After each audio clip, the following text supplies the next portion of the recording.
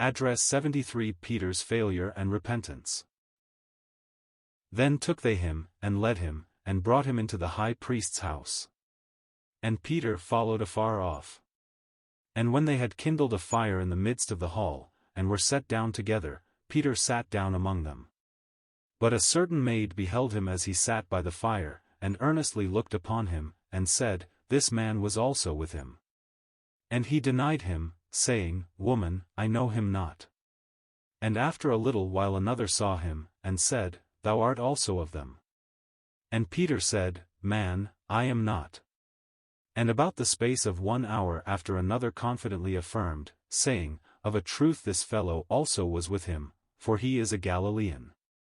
And Peter said, Man, I know not what thou sayest.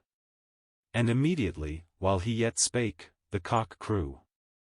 And the Lord turned, and looked upon Peter. And Peter remembered the word of the Lord, how he had said unto him, Before the cock crow, thou shalt deny me thrice. And Peter went out, and wept bitterly. Luke 22 verses 54 to 62. In relating these life stories, it is characteristic of Holy Scripture to give us, not only the evidence of the love and devotion, but also something of the mistakes and sins of the friends of God in the Old Testament, and the disciples of our Lord Jesus Christ in the New. The reason is, I believe, that God would have us learn how to avoid their failures as well as to imitate their virtues, and follow them as they followed Christ.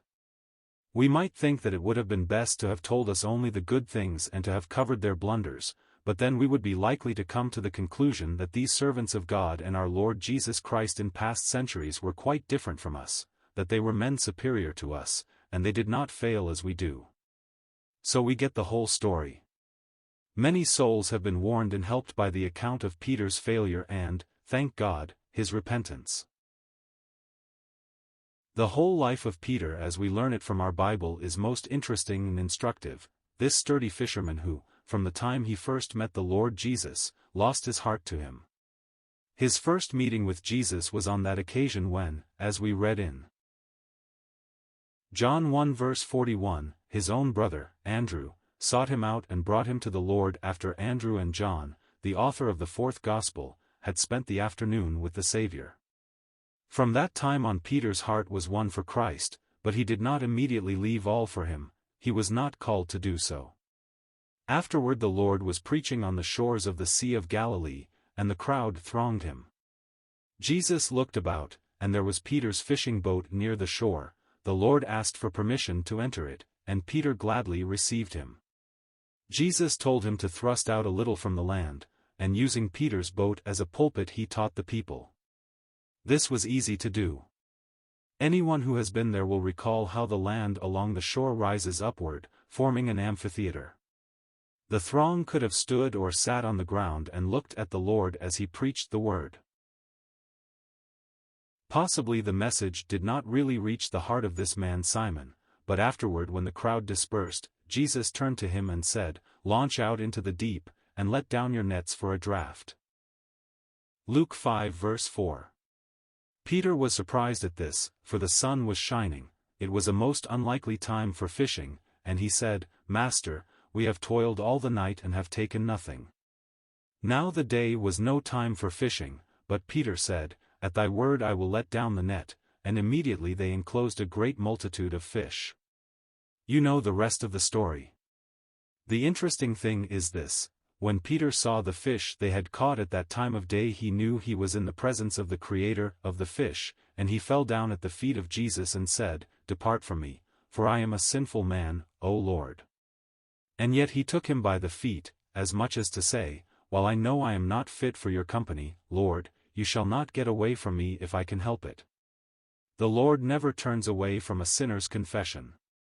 He spoke words of encouragement to Peter, assuring him of his confidence in him and saying, Fear not, from henceforth thou shalt catch men. Luke 5 verse 10. Jesus called Peter into full-time association with himself, so he left the fishing business to become a fisher of men. Later on Peter made his great confession of faith. He asked his disciples, saying, Whom do men say that I the Son of Man am? And they said, Some say that thou art John the Baptist, some, Elias, and others, Jeremias, or one of the prophets. He saith unto them, But whom say ye that I am? Answering for all the disciples, Peter replied with holy enthusiasm, Thou art the Christ, the Son of the living God. And Jesus answered and said unto him, Blessed art thou, Simon Bar-Jonah, for flesh and blood hath not revealed it unto thee, but my Father which is in heaven. Matt 16:13-17. It is always a divine revelation when one is brought to know the Lord Jesus Christ in the true mystery of his person. Then the Lord said, I say unto thee, that thou art Peter, and upon this rock, the rock of this confession, I will build my church, and the gates of hell shall not prevail against it. Matt 16:18. I do not think Peter ever rose to a greater height in his experience while the Lord was with him on earth than at that time. But have you noticed that his backsliding began almost immediately afterward?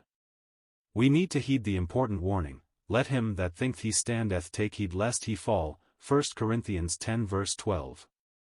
The Lord had just spoken of the wonderful revelation given to Peter and then went on to tell them of his approaching death on the cross, to be followed by his resurrection, and Peter, exalted undoubtedly by the abundance of the revelation, turned to the Lord and dared to say to him, Be it far from thee, Lord, this shall not be unto thee. Matt 16:22. He was correcting, or attempting to correct Jesus for saying he was to be delivered to the Gentiles and be crucified. Peter declared that nothing like that should take place. The Lord immediately turned to him and said, Get thee behind me, Satan, thou art an offense unto me, for thou savorest not the things that be of God, but those that be of men. Matt 16:23. What a rebuke to be given to the Prince of the Apostles, and that so soon after he had made his great confession. Evidently he had become exalted by spiritual pride, and Satan led him to say that which, if acted upon, would mean that we would have been left without a Savior and our sins unatoned for. It was only by going to the cross that the propitiation for sin could be made.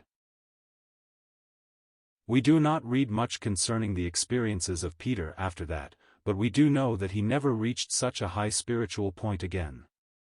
On the Mount of Transfiguration, when Jesus was speaking with Moses and Elias of his decease which he would accomplish at Jerusalem, Peter felt he must say something, though he knew not what to say, and so he blurted out, Lord, it is good for us to be here. If thou wilt, let us make here 3 tabernacles, one for thee, and one for Moses, and one for Elias. While he yet spake, behold, a bright cloud overshadowed them, and behold a voice out of the cloud, which said, This is my beloved Son, in whom I am well pleased, hear ye him. Matt 17:4, 5. As much as to say, Peter, do not put anybody on the level with my son, he must have the preeminence in all things. Scripture passes over the rest of Peter's history until the night of our Lord's betrayal. Then we see him with the rest of the disciples in the upper room. The Lord said, All ye shall be offended because of me this night, for it is written, I will smite the shepherd, and the sheep of the flock shall be scattered abroad. Matt 26:31. Self-confident, yet loving the Lord and meaning every word, but failing to realize his own weakness, Peter said, Although all shall be offended, yet will not I. Mark 14 verse 29. I am ready to go with thee, both into prison, and to death. Luke 22 verse 33. He was to go both to prison and to death in after years for Christ's sake, but he was not ready at this time.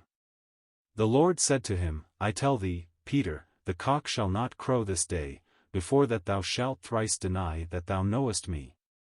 And he who knew Peter so well, also said, But I have prayed for thee, that thy faith fail not, and when thou art converted, strengthen thy brethren.